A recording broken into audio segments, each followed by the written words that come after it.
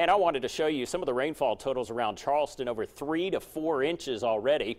And of course, Hurricane Joaquin, it isn't making landfall, but its effects are being felt along the Carolina coast. WIAT 42 news reporter Michael Oder is live in Charleston, South Carolina tonight, and he's talking about those who are watching the tide push in. Michael? Yeah, that's right, Mark. In fact, in the last couple of minutes, we've heard a couple claps of thunder and lightning here in Charleston. Residents here aren't so much concerned about the wind that may happen as much as they are the flooding and the high tide. I talked to a resident earlier today who said that the high tide today was the highest he's ever seen it in about 20 years or so, and that does have a lot of residents along the coast concerned. Now, the waves were coming ashore pretty powerful this afternoon during high tide. They were very strong. Most of the beaches along the Charleston coastline underwater during high tide here. A lot of those homes are worrying about erosion from the high tide and the strong current there.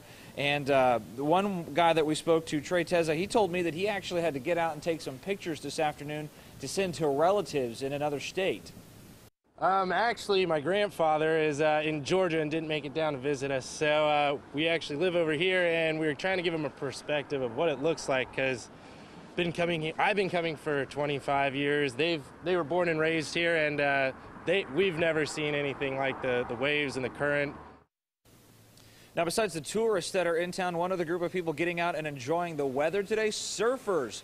We were over in Isle of Palms this afternoon, many of them heading out to try and take advantage of the big waves that Hurricane Joaquin was kicking up along the coastline there. Very dangerous stuff, though.